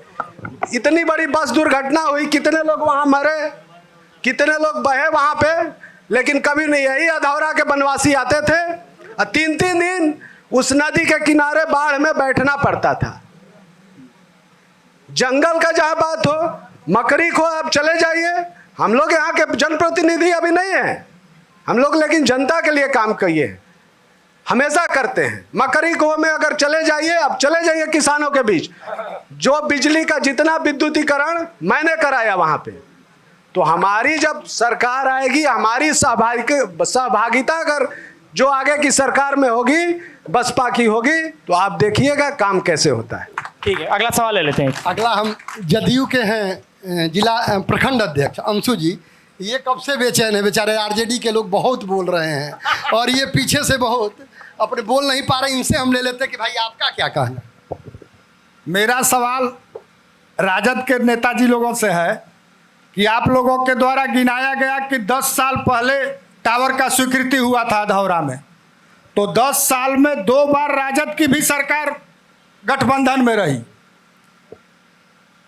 आप अभी कह रहे हैं कि आज आप शिलान्यास कर रहे हैं, काम क्यों नहीं किया 5 साल में? जब 10 साल पहले आपने उसको स्वीकृत करा दिया था तो फिर काम होने में 10 साल क्यों लग गया? दूसरा बात, भोला जी ने कहा कि आदरणीय लालू यादव जी ने मुंडेश्वरी आरा रेल लाइन का शिलान्यास किया था जब रेल मंत्री थे। रेल मंत्री थे, शिलान्यास कर दिए, और आप ही कह रहे हैं कि बजट में 50,000 रुपया है उस योजना में। तो आपके माननीय मंत्री के शिलान्यास किए गए समय के समय क्यों नहीं उसमें बजट आवंटन किया गया? हम ये आपसे पूछना चाहते हैं। अध्यक्ष जी, मैं जब उसको शिलान्यास किया, हाँ नहीं, आप नहीं, भोला जी। मैं आपको अध्यक्ष जी बताऊंगा कि जब मैं उसको स्वीकृत किया था और शिलान्यास किया तो उसमें 100 करोड़ रुपए थे। जब आपने भारत सरकार में बजट पेश किया तो उस 100 करोड़ को ले गए अलग, हमें 50,000 रुपया सिर्फ दिया जिंदा रखने के लिए। 1 रुपया भी उसमें रहेगा तो योजना जिंदा रहेगा। 100 करोड़ की राशि माननीय अध्यक्ष जी उस समय हमने स्वीकृत किया और आपको दिया, लेकिन हमारी गवर्नमेंट चली गई। जब चली गई तो आप जो दूसरा बजट पेश किए तो उसमें उस राशि को ट्रांसफर करके दूसरे योजना में ले गए और 50,000 रुपया आज तक उस राशि उस योजना में है। इसलिए इसको हम कंडेम करते हैं अध्यक्ष जी आपका। और दूसरा सवाल है कि आपकी, एक मिनट सुनिए, आपकी एनडीए की सरकार है, इस कैमूर जिला में निवास करते हैं आप। अब आपसे एक मांग करना चाहता हूं कि हमारा जो है पोस्ट ऑफिस एक है बड़ा हेड ऑफिस, उसका हेड ऑफिस ससराम है। इस कैमूर जिला में एक जो मुख्य पोस्ट ऑफिस है भभुआ का, उसका हेड ऑफिस ससराम है। आप 11 वर्षों से सत्ता पर काबिज हैं, पोस्ट ऑफिस का हेड ऑफिस भभुआ में आप नहीं खोल पाए। हम आपसे मांग करना चाहते हैं, यहाँ बैठे अध्यक्ष जी हैं, अध्यक्ष जी से मैं ज्यादा मांग करूंगा, इसलिए भारत सरकार नहीं है, थोड़ा समय आप इस योजना को करिए। कुल मिला जुला कर जस्ट एक मिनट, भोला जी आपने बहुत काम किया होता तो 5,000 पर महागठबंधन को नहीं समेटी होती। आपके काम का उदाहरण पिछले चुनाव का 5,000 वोट है, इसका भी जवाब देंगे कि किन कारणों से आप 5,000 पर सिमट गए। सामाजिक समीकरण टूटा, परिस्थितियां पैदा होती है, मतदाता भी हम नेताओं से ज्यादा चालाक हैं, आकलन करने लगते हैं। हमारे गठबंधन के वोटों का क्षरण हुआ, मैं मानता हूं। व्यक्ति जो है, व्यक्ति के विचारों का क्षरण हो सकता है, मतों का क्षरण हो सकता है। मेरे मतों का क्षरण हुआ, मैं स्वीकार करता हूं, लेकिन इंडिया गठबंधन इस बार यहाँ जीतेगा। पिछले बार भी दो बार महाबली जी जीते, जो हमारी ही पार्टी के थे, हमारी पार्टी से जीते थे, और 2 बार भाजपा से जीते थे। हम जीतते आए हैं और 2025 भी जीतेंगे। इस बार क्षरण नहीं होने देंगे, आप इसे स्वस्थ रहिए। मेरा एक अच्छी सवाल है, दोनों भाई, एक विपक्षी पार्टी है और एक मतलब सत्ताधारी पार्टी है, दोनों एक दूसरे से लड़ रहे हैं, दोनों एक दूसरे की अपनी सफलता गिना रहे हैं, लेकिन रियलिटी देखा जाए तो जो पिछले राजद का सरकार रहा और जो अभी 20 साल तक जो एनडीए की सरकार है, दोनों सरकारों ने केवल जनता को ठगने का काम किया है। जमीनी हकीकत पर कोई काम नहीं हुआ। किसी ने कहा कि हमने इसका शिलान्यास कर दिया, किसी ने कहा मैं उसका शिलान्यास कर दिया। भाई साहब, मैं आपके माध्यम से बता दें, मैं अधौरा का दौरा कर रहा हूँ इस समय। आज मैं आपके चैनल के माध्यम से बता देना चाहता हूं कि आज अधौरा जो है भभुआ से 20 साल पीछे है। वहां के लोग इंसान नहीं है, वहां की सरकार के दोनों लोगों की सरकार के ध्यान नहीं गया। वहां पर आज में रोड है। दोनों सरकार में आपके पिताजी मंत्री रहे हैं और वही वहां पर अधौरा भी उन्हीं के क्षेत्र में आता था। बहुत बढ़िया। आपका तो कोई हक नहीं, बहुत बढ़िया सवाल किए। मैं आपको जानकारी के लिए बता दूं कि जब मेरे पिताजी चैनपुर के विधायक या मंत्री थे तब तक अधौरा नहीं था, क्योंकि वो 2010 के परिसीमन में आया है। तब मेरे पिताजी ने 2009 तक ही चैनपुर का नेतृत्व किया था। मैं आपको कहा मैं आना चाह रहा हूं कि अगर आप दोनों लोग की सरकार ने अगर रियल में काम किया होता तो आज 20 साल पीछे अधौरा के लोग नहीं रहता। आज दोनों सरकार के लोगों ने उन्हें जानवर के रूप में रखा। न रोड है, न बिजली है, न सड़क है। सांसद बने हैं ना जी, इसी जेडीयू से ही ना सांसद बने हैं। कौन? आपके पिताजी महाबली सिंह जी नहीं सांसद बने थे आपके काराकाट। नहीं तो काराकाट से बने थे। तो ये अधौरा भी बिहार में ही आता है और उसी सरकार में। बिल्कुल सही है। तो मैं नहीं आपका जवाब देता हूं मैं, लेकिन महाबली सिंह, मेरी बात सुन लीजिए, महाबली सिंह एक ऐसे व्यक्ति हैं जो आप मतलब सदन के दौरान जो भी कार्यकाल होता है, जो भी सवाल होता है, आप उसे उठा कर देख लीजिए कि करकटगढ़ के लिए, अधौरा के लिए कितना मांग उन्हें सदन में उठाया हुआ है। मैं वहां आना चाहता हूं, मैं आप लोग से वहां आना चाहता हूं कि मैं दोनों सत्ताधारी और जो अभी विपक्ष में बैठे हैं उनसे मैं सवाल करना चाहता हूं कि आखिर ये कब तक आप लोग एक दूसरे पर रोप प्रत्यारोप करते रहेंगे? कब तक जनता को आप लोग ठगने का काम करते रहेंगे? कोई जेन्युइन काम करिए। सवाल ठीक है, अच्छा जी। मेरा सवाल आरजेडी से भोला भाई जी से है। हम कहना चाहते हैं, मेरा नाम कमलेश तिवारी हुआ, कि इनकी सरकार यहाँ जो 20 सालों तक थी तो यहाँ पे गंगा जल सिनेमा, अपहरण सिनेमा लॉन्च हुआ। यहाँ से लोग जो बाहर पलायन किए उनको बिहारी कह के मारा जाता था। तो हम एवं फिर इनके ऊपर कैसे भरोसा करें? और एक सवाल और है कि इन लोग क्या ऐसा व्यवस्था किए हैं कि यहाँ जो राज परिवार में पैदा होता है उसको उसी समय आवंटित हो जाता है कि आप इस विधानसभा से विधायक बनेंगे, आप उस लोकसभा से सांसद बनेंगे। तो यहाँ गरीबों की कब भला होगी? यहाँ तो सारे मंत्री विधायक सब घर में ही पैदा हो जाते हैं। आप जो है अपने पुरखों और अपने परिवारों को अपमानित करते हैं। कैसे? LK आडवाणी, मुरली मनोहर जोशी और जो आज जो है कौन है परिवहन मंत्री, नितिन गडकरी, आप अपमानित करते हैं। मैं अपमानित नहीं करता, परिवार को भी सदस्य हैं। परिवार के सदस्यों को समेट कर ले जाना महाभारत और पुराण भी बताते रहा है कि परिवार के सदस्यों को समेटिए। मैं समेटते रहा हूँ, समेटते रहा। और सुनिए भोला जी, लालू यादव जी को कोई और नहीं मिला, ऑप्शन मिला तो राबड़ी देगी। हम एक सवाल ले लेते हैं भोला जी। बोलिए भोला जी, इधर सवाल ले लेते हैं इनका पर। रघुवंश जी हैं, बीजेपी के लीडर हैं, इनसे हम सवाल ले लेते हैं। सबसे पहले मंच पर बैठे सभी सम्मानित को अभिनंदन करता हूं और बड़े भाई भोला जी से ही मैं प्रश्न करना चाहता हूं कि उस पिछड़े हुए क्षेत्र से आते हैं, खुद अधौरा के हैं, वही अधौरा का पहले क्या स्थिति था और आज क्या है? उन्हीं के माननीय मंत्री के द्वारा रिक्रूटमेंट पर सेंचुरी एक्ट लगा कि आज तक वहाँ के लोग बार बार आकर के धरना देते हैं जिला मुख्यालय में। और मैं कहता हूँ कि बड़े भाई आप गोल मटोल मत कीजिए। भारतीय जनता पार्टी के यहाँ के जो भी सांसद हुआ है, विधायक हुआ है या मंत्री हुआ है, काम किया है, यहाँ जो 5-6 ग्रिड लगा है उसका आप नहीं चर्चा करते हैं। जो वहाँ जल रहा था जंगल, वो कहीं जाता नहीं था। करकटगढ़ उसका विकास हुआ है, मेरे ही सरकार का देन है। और जो तिलहाड़ कुंड है, मेरे ही सरकार का देन है। इसको आप भूलिए मत, आप उसी क्षेत्र से आते हैं। मैं आपको जवाब देता हूँ। जहाँ आप खड़े हैं अध्यक्ष जी, जहाँ आप खड़े हैं उसका ग्रिड किसका है? तो जगदा बाबू का है। जहाँ आप खड़े हैं यही ग्रिड है, बगल में जाइए और पर्यटन होटल। सुनिए जगदा बाबू का है। अरे जगदा बाबू का है और हम बराबर चलते थे। आप शायद यह समझ नहीं पाए हो कि आप ये बातें बोल रहे हैं, इसलिए यह ग्रिड और पर्यटन होटल हमारा ही है। और एक सवाल आपसे बैठे अध्यक्ष जी बगल में, आप जो है वो छत्तीसगढ़ में किसानों की बात करते हैं, 0% पर देते हैं KCC, 0% पर छत्तीसगढ़ में। क्या बिहार आपका नहीं है, सिर्फ छत्तीसगढ़ और गुजरात है आपका? 0 पर किसानों का आय दुगनी की बात करते हैं और समर्थन मूल्य की बात करते हैं, किसानों को आगे ले जाने की बात करते हैं, तो फिर गुजरात, छत्तीसगढ़ और मध्य प्रदेश की क्यों बात करते हैं? आप बिहार में आते हैं तो गुजरात को कहते हैं कि 1 नंबर है, हम बिहार को हाई लाइफ ले जाएंगे। मैं पूछना चाहता हूँ अध्यक्ष जी, सवाल नहीं है, अनुरोध है।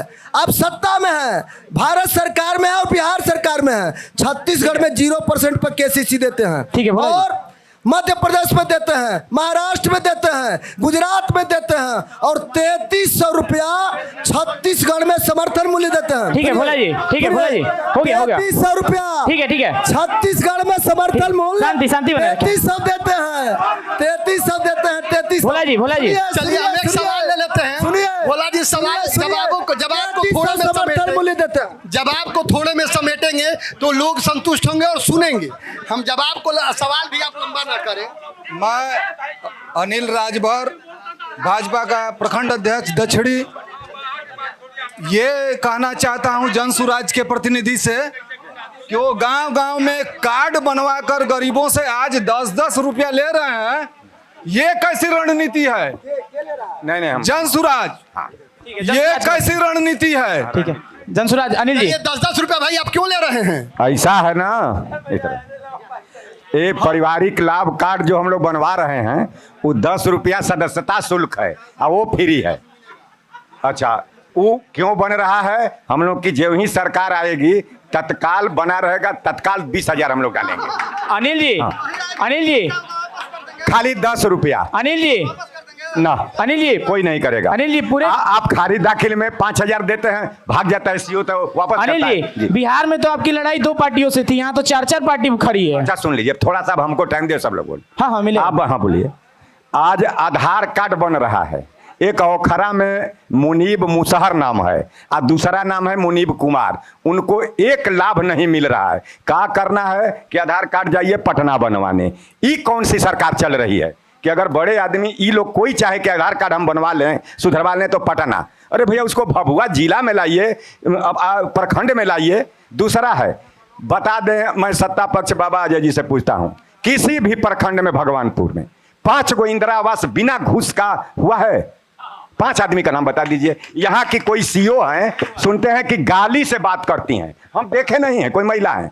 एक काम वो बता दें कि खारिज दाखिल 5 गो की हैं?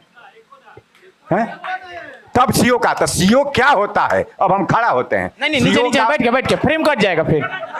नहीं हम बिना खड़ा हमके बैठले हम नहीं दिए देगा। ना बैठ ले, नहीं हमारा फोटो नहीं, ना कोई आपका वीडियो नहीं आएगा फिर। नहीं ओके, कैसे ऊपर कर दें? नहीं तनिका ऊपर कैसे कर दीजिए, बैठ जाइए आप।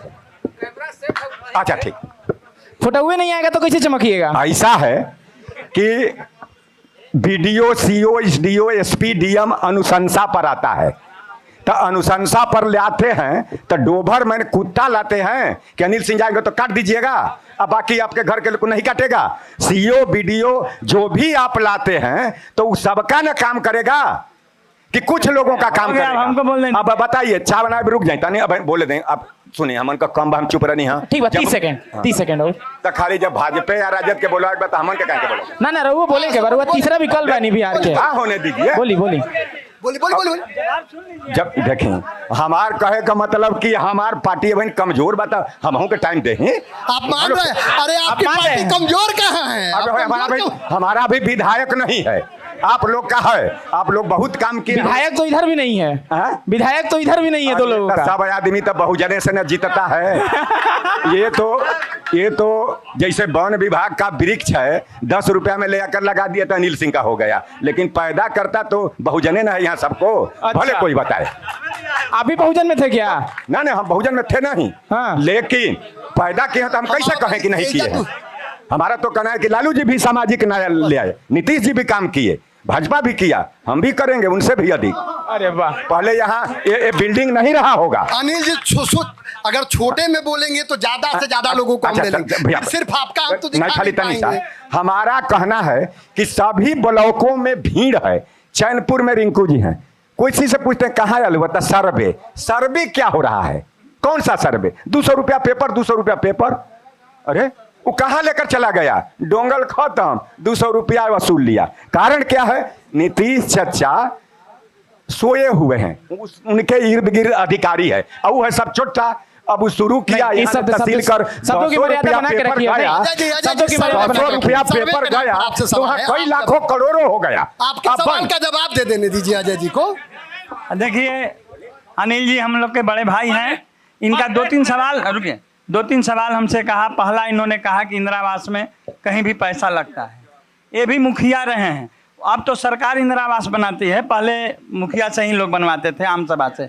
ये बता दें क्या ये मुखिया थे तो उस समय लगता था या नहीं लगता था? अगर नहीं लगता था तो आज कहाँ लग रहा है? आगे इनके चैनपुर में जगरिया पंचायत का एक आवास सहायक थी, उसका वीडियो वायरल हुआ, 2000 रुपया घूस लेते, तुरंत उस सेवा से बर्खास्त हुई। मेरे सरकार में आपको आश्वस्त करता हूं, भ्रष्टाचारी नहीं बचते हैं। आज जितना भ्रष्टाचारी जेल जा चुके हैं, पकड़ा कर जा रहे हैं, आपकी सरकार में जो राजद की सरकार थी, आप उसमें आप देखिएगा कि भ्रष्टाचारी को गोद में बैठाया जाता था, साधु यादव अपने घर बैठाता था और पैसा तलता था। और हम लोग अजय जी नहीं है। और दूसरी चीज, अधिकार जब पकड़ाया तो हम भी इन्हीं के गांव के पकड़वाने वाले थे। दूसरा चीज, सर्वे की बात किए, सर्वे की जो प्रक्रिया है, अभी ऑनलाइन आवेदन हुआ है, अभी सर्वे का कहीं कोई काम नहीं हो रहा है, अभी सभी लोग पूरा कागज नहीं जमा कर पाए हैं। सर्वे का काम हो रहा है कि पुराने जो खतियान है रद्द हो गया अथवा आ गया उसको नया करना है, कहीं उसमें अभी भ्रष्टाचार नहीं है, न कहीं कोई पैसा मांगता है। 200 रुपया का जो आपका आरोप है। अरे चलिए ना चैनपुर किसी भी इसी में से आदमी दीजिए, चलिए ना भगवानपुर। सर्वे नहीं है। हाल हाँ, अभी अनिल भैया जो बोल रहे थे मैं इनका जवाब देना नहीं चाहता हूं, क्योंकि जिसका कोई मतलब बिसाते नहीं है उसके बारे में क्या बात करना है। और आरजेडी के लोग जो भ्रष्टाचार की बात कर रहे थे नीतीश कुमार पर, आरजेडी के लोगों को भ्रष्टाचार पर बात करने का औचित्य नहीं है, उनको अधिकार नहीं है कि भ्रष्टाचार के बारे में बात करें। खुद भ्रष्टाचार की जननी है ये लोग। इनके शासनकाल में इनके कई नेता भ्रष्टाचार के आरोप में जेल गए हैं। आरोप नहीं, सवाल करिए। हम सवाल ही कर रहे हैं। ए भोला जी, जो कह रहे हैं एक विधायक सुधाकर सिंह है कि वही कमीशन नहीं काटता है, पता लगा लीजिए, हमें वो अधिकारी लगाए। राजद में भी अगर सुधाकर सिंह कमीशन नहीं लेते तो 6 महीना जेल नहीं गए होते। हम भी जेल में रहे हैं। आपका भ्रष्टाचार का आरोप नहीं लगाया, आपके आरजेडी के सारे नेताओं पर भ्रष्टाचार का आरोप लगाया। आज भोला जी भ्रष्टाचार सुनिए मिला जुला के बात सही कह रहे हैं। एक करके एक मिनट। अभी एक आदमी है कि पूरे देश में किसानों के सवाल पर तो आप लोग और भ्रष्टाचार के सवाल पर अगर कोई बोल सकता है तो उस व्यक्ति का नाम है श्री सुधाकर सिंह, लोकप्रिय सांसद है। एक आदमी है, सुनिए ए भोला जी, एक आदमी है जो भ्रष्टाचार और किसानों के सवाल पर संपूर्ण देश में बोल रहा है। सदन से लेके सड़क पर ईमानदारी के सवाल पर कहिएगा तो अभी 200 करोड़ का जमीन आप खरीदे हैं, 200 करोड़ का अशोक जी खरीदे अभी 200 करोड़ का। और जो है आपके कौन मंत्री है, उप मुख्यमंत्री सम्राट चौधरी, उन्होंने खरीदा है, संजय जायसवाल जी ने खरीदा है। आप नंगे हैं, आप दूसरे को नंगे बताइए भोला जी, सुधाकर जी जमीन नहीं खरीदे हैं। आप जो है जब सुधाकर जी ईमानदारी का सवाल है तो जमीन नहीं खरीदा गया है। ईमानदार कोई नहीं है। भोला जी अभी देख लीजिए बरना के आगे जाकर सुधाकर जी का उसी ईमानदारी का, वो भी कहीं न कहीं से खरीदे हैं। उसी ईमानदारी का इनाम दिए थे लालू यादव जी, तेजस्वी जी क्या कि मंत्रिमंडल से हटा दिए थे। उसी ईमानदारी का इनाम दिए थे लालू यादव जी, तेजस्वी जी के मंत्रिमंडल से हटा दिए थे। नहीं, ठीक है भोला जी, एक मिनट। कुमार जी से आंख में आंख मिलाया, वो मंत्रिमंडल से कहा कि सबको बोलने का मौका मिलना चाहिए। भोला जी भोला जी एक साथी, इन लोगों का मेन, हम पब्लिक का जो सवाल लेने के लिए आए हैं उनकी भी हम बात को सुन लें। आप लोग तो पूरे 5 साल आरोप प्रत्यारोप में ही अपना काम काज बिता देते हैं।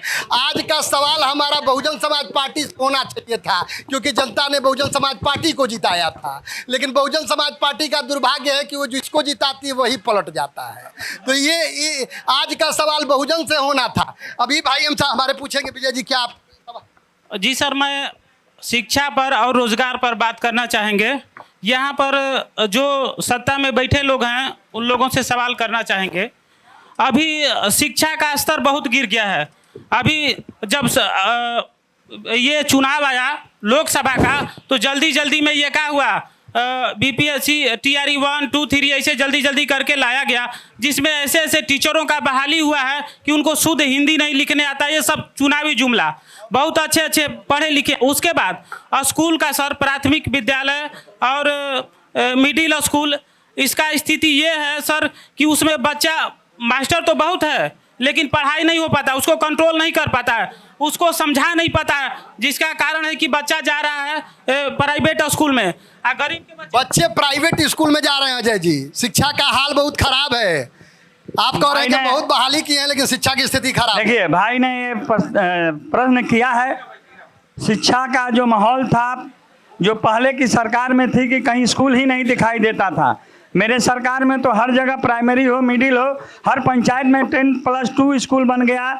शिक्षक की बहाली लालू यादव के सरकार में 1500 पर 11 महीने के एग्रीमेंट से होता था। हमारी सरकार ने BPSC का परीक्षा लेकर बहाली कर रही है और 30 के अनुपात में एक शिक्षक दे रही है। जहाँ तक बच्चों का स्कूल में नहीं जाना बात है, ये हमारे और आपकी कमी की बात है। आप स्कूल में जब शिक्षक नहीं थे तो आप बाहर रखते थे बच्चे को। आज स्कूल अच्छा बन गया है, शिक्षक हैं, सभी तरह से परिपूर्ण हो गया है। अभी जो है शिक्षकों की बहाली हो गई है, बिल्डिंग बन गई है, सब कुछ है। आप स्कूल में बच्चों को तो भेजिए, शिक्षा तो जरूर होगी।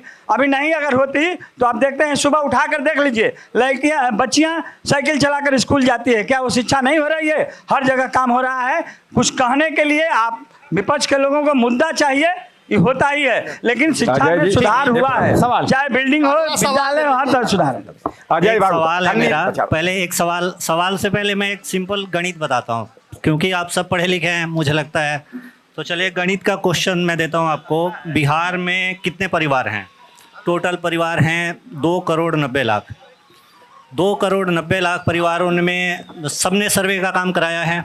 सबको अगर प्रति व्यक्ति हम इसको रख देता हूँ, 1,000 रुपये हम कैलकुलेट करें अगर प्रति व्यक्ति, तो टोटल होता है 298 करोड़। 298 करोड़ रुपए हम सब ने खर्च कर दिए ब्लॉक में जाके। सर्वे का काम हुआ सिर्फ 10%। अगर हमने इसी काम को एम्प्लॉय हायर करके 20,000 रुपये महीने में करते तो 6,752 एम्प्लॉय एक साल के अंदर विथ 2 छुट्टी पर मंथ अभी तक हमारा काम क्लियर हो जाता।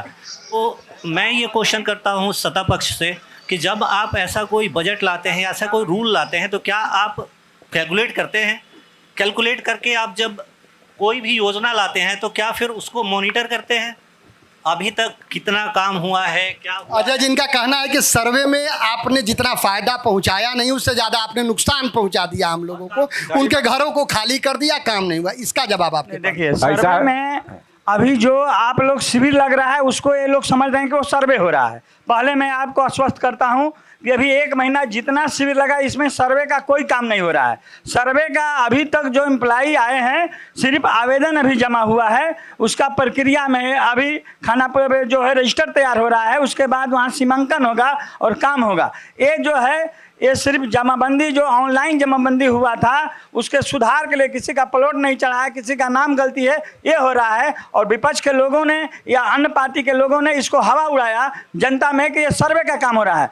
इस सर्वे के नाम पर जनता जो है भीड़ लगा रही है, जबकि इस तरह की बात नहीं है। मैं आपको आश्वस्त करता हूँ, सर्वे का अभी काम सिर्फ आवेदन लेने का चल रहा है और रजिस्टर मेंटेन काम हो रहा है। बहुत जल्द ही जब धान कट जाएगा तो जो गाँव का सीमांकन होगा और 1 नंबर प्लॉट से सर्वे का काम शुरू होगा। मैं आपको आश्वस्त करता हूं। ठीक है, थोड़ा सा आपने 2,02,980 करोड़ रुपए आपने खर्च करा दिए, अभी फिर कराएंगे?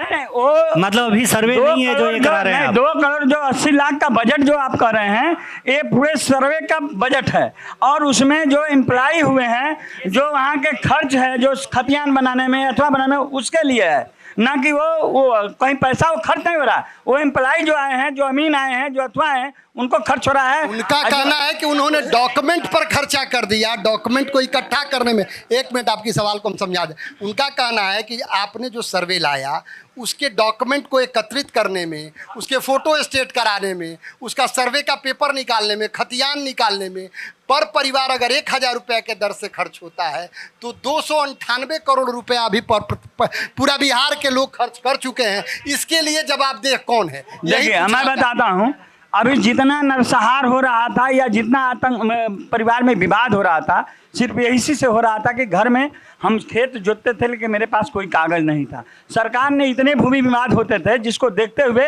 उन्होंने कहा कि कम से कम सबका कागज़ बन जाएगा, सबका बंटवारा हो जाएगा तो इस तरह की बात नहीं आएगी। इसको देखते हुए सरकार को ये देखना है कि जितने भूमि विवाद हो रहे हैं उसका समाधान कैसे होगा, और उस भूमि विवाद को समाधान के लिए सर्वे की प्रक्रिया है कि सबको कम से कम अपना ज़मीन का कागज़ हो जाएगा। और कागज़ अगर आप नहीं रखे हैं, खेत जोत रहे हैं, कागज़ किसी के यहाँ गिरवी रखे हैं, तो इस तरह का आखिर कितना दिन तक आप जोतिएगा? आपका आने वाला पीढ़ी जो है नुकसान होगा। इसलिए इसको देखते हुए बजट तो बहुत से आते हैं, सभी सरकार कोई सरकार रहेगी बजट लाती है, काम होना है तो बजट का खर्च होगा ही, ऐसी बात नहीं है।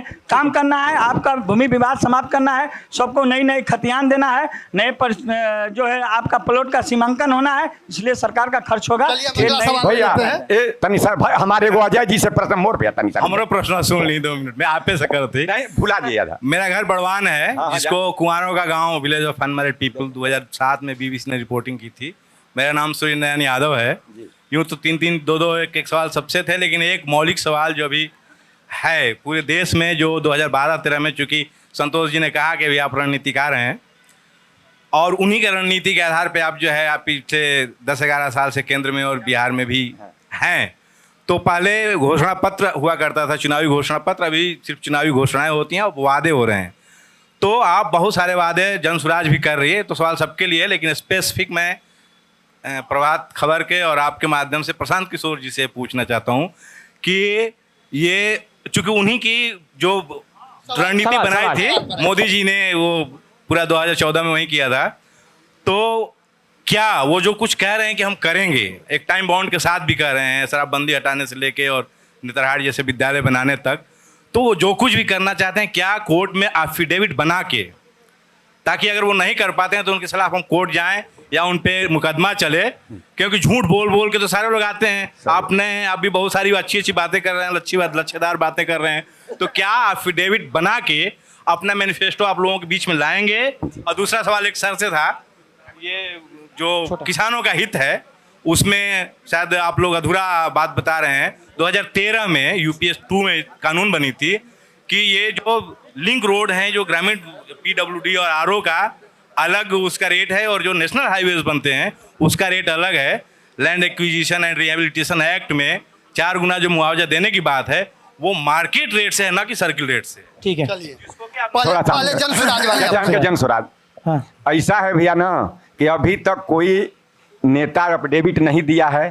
कहता है जैसे मान लीजिए लालू जी ने कहा कि हम सामाजिक न्याय ले आएंगे, लाया। मोदी जी ने कहा कि हम कश्मीर में 370 हटाएंगे, हटाया। राम मंदिर बनवाना है, बनवाया। नेता अगर 5 सिर्फ काम ही हम लोग बोले हैं, 20वां काम नहीं बोले हैं, हम लोग करेंगे। और दूसरा अजय बाबू आपसे मेरा प्रश्न है, हाटा में चौकी हीरा बाबू 2500 में फीट फाट मिलता है। स्कूलों में जो बेंच विधायक मद से कट रहा है वो 5300 का, उसमें 40% कंट्रेक्टर भेटाया था कि वो एमएलसी से दीवा नहीं देंगे, आपसे बड़ा परिचय तब हो कलश की 40% उनके हम दे दें। अब मुखिया जी आपके नहीं घबराएं जी, 10 का हफ्ता आपको के दे दे, हम कहीं साले लगा मारे। हाँ चलिए हम सवाल पर आते हैं। सवाल पे आते हैं, सवाल पे जवाब ले लीजिए, एक जवाब ले लीजिए। कहाँ अध्यक्ष जी ने अभी? कुमार हुआ, बोले मैं भीम आर्मी से आज़ाद समाज पार्टी का एक सच्चा सिपाही हूँ और हमारे नेता चंद्रशेखर आज़ाद जी जमीन से जुड़े हुए नेता हैं। तो हमारा क्वेश्चन जमीन से जुड़ा हुआ है कि या सत्ता पक्ष हो या विपक्ष हो, दोनों लोगों से मेरा सवाल है कि सर बताए कि शिक्षा पे बहुत ज़्यादा काम हुआ है, हम लोग बहुत वैकेंसियाँ निकाले, बहुत सारी बहालियाँ हुई, तो हम भी पूछना चाहते हैं कि क्या आपके मंत्री विधायक के कितने लड़के उस सरकारी विद्यालय में पठन पाठन करने जाते हैं? दूसरा क्वेश्चन, हमारे जन स्वराज पार्टी के जो रणनीति का सर बहुत पहले आप बता दीजिए, ये सवाल सोशल मीडिया पर बहुत वायरल है कि भाई आप लोग नेताओं के बच्चे क्यों नहीं सरकारी विद्यालयों में पढ़ते हैं, ये इसका एक माकूल जवाब आप दीजिए, हम आ जाते हैं पीछे। देखिए, नेता विधायक हो या मंत्री हो या जन पंचायत का प्रतिनिधि हो, पहले निचले स्तर से आइए। हम वार्ड सदस्य हैं, अब कितने वार्ड सदस्य, कितने मुखिया, कितने बीडीसी है जो अपने बच्चों को सरकारी स्कूल में पढ़ाते हैं। नेता की बात अलग है, बच्चे सबके पढ़ते हैं या जो बच्चे सब बाहर जाते हैं तो सबके जाते हैं। ये कोई आम बात नहीं है कि नेता और विधायक के बच्चे अलग हुए और आम जनता के बच्चे, सबके बच्चे एक समान हैं। अगर बाहर पढ़ते हैं तो सबके बच्चे पढ़ते हैं, स्कूल में पढ़ते हैं तो सबके बच्चे पढ़ते हैं। ऐसी तो बात नहीं है। कहीं भी जनप्रतिनिधियों के बच्चे स्कूल में बहुत ज़्यादा पढ़ते हैं, कहीं बाहर भी रहते हैं, कहीं आम नागरिक के भी बच्चे बहुत बाहर पढ़ते हैं, बहुत स्कूल में पढ़ते हैं। वो वहाँ के विधि व्यवस्था और गांव में रहने के क्षमता पर है। जो लोग गांव में रहेंगे उनके बच्चा स्कूल में जरूर पढ़ेंगे, ऐसी बात तो नहीं। अध्यक्ष जी 1 मिनट, मैं अध्यक्ष जी से निवेदन करना चाहूँगा कि आप दलित महादलित में बांटा, आप कई बातें आपने किया। एक भी इस विधानसभा में अनुसूचित जाति जनजाति आवासीय विद्यालय आपने डिग्री बनवाया है? एक भी इस विधानसभा में अनुसूचित जाति आवासीय विद्यालय डिग्री कॉलेज बनवाया है? मैं आप ही से सवाल करना चाहता हूं। आप बात करते हैं, एक सवाल आपने और आरोप लगाया कि टीचर, हम तो टीचर बहाली की बात हम कहा, उसके पहले तो आपने कहा कि क्या तेजस्वी जी के बाप के घर से पैसा आएगा। हमने जब उस प्रस्ताव को लाया आप किए, आप साथे थे, हम भी साथे थे, लेकिन आप हमारे दबाव में काम किए, हम करवाए। तो उसी तरह आप काम कीजिए, एक डिग्री कॉलेज खोलिए अनुसूचित जाति आवासीय विद्यालय, और एक डिग्री कॉलेज खोलवाइए अनुसूचित जनजाति आवासीय विद्यालय, और एक महिला महाविद्यालय। बच्चियों की बात आप ज़्यादा करते हैं, बच्चियों की बात आप ज़्यादा करते हैं। एक भी महिला महाविद्यालय है तो बताइए? एक भी महिला महाविद्यालय नहीं है, एक भी अनुसूचित जनजाति आवासीय विद्यालय डिग्री कॉलेज जी है। जब 17 महीने में रोजगार बांट रहे थे तो ये भी खुलवा देते हैं। सुनिए, 52% शेड्यूल्ड ट्राइब भदौरा में निवास करता है, और उसका प्रपोजल दिल्ली के पार्लियामेंट में सुधाकर भाई ने उठाया भी है। तो आपसे अनुरोध करते हैं कि उसको कार्यान्वित कराइए। आप सरकार में हैं और हम काम करें। प्रभात खबर चौपाल में आए हुए सभी मैं हार्दिक अभिनंदन बंधन करता हूं। मैं राजद से सवाल करना चाहता हूं कि क्यों जंगल राज कहना पड़ा, बिहार को क्यों जंगल राज कहना पड़ा। और हमारा दूसरा सवाल है कि यहाँ चरवाहे विद्यालय खोलने की क्या जरूरत थी। एक सवाल और है, जो परिवार का झगड़ा नहीं सुलझा पाए वो बिहार का क्या झगड़ा सुलझा पाएंगे? बड़ा सवाल है भोला जी। जवाब सुनिए, जवाब सुनिए। क्या कहा है आपने कि चरवाहा विद्यालय पर रिसर्च हुआ है, अमेरिका ने स्वीकार किया है कि चरवाहा विद्यालय का कंसेप्ट अच्छा था। कब हुआ? अमेरिका, सुनिए, कब हुआ? अरे आप सुनिए तो, अमेरिका ने स्वीकार किया कि जो है चरवाहा विद्यालय का कंसेप्ट अच्छा है। और कहा, सुनिए, जहां तक सवाल है, जंगल गरीबों के राज को जंगल राज कहा जाता है। गरीबों का जो राज है उसे जंगल राज की संज्ञा दी जाती है। गांव में जो गरीब है उसे तिरस्कृत किया जाता है। भोला जी, गरीबों का राज, भोला जी, क्या ये सच नहीं है कि आप ही के सरकार के कार्यकाल में लक्ष्मणपुर पाथे हुआ और संपूर्ण राज था? भोला जी, और परिवार के चलते महाभारत भी हुआ है। आप भी पढ़ते हैं रामायण महाभारत, इसलिए परिवार में कुछ छोटी मोटी समस्या भोला जी आती जाती रहती। अभी रिसेंट में रोहिणी आचार्य का ट्वीट काफी वायरल है। एक सवाल और ले लेते हैं इनसे।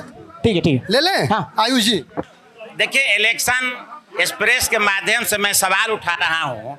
ये इलाका धान का इलाका है और सिंचाई इसके लिए बहुत जरूरी है।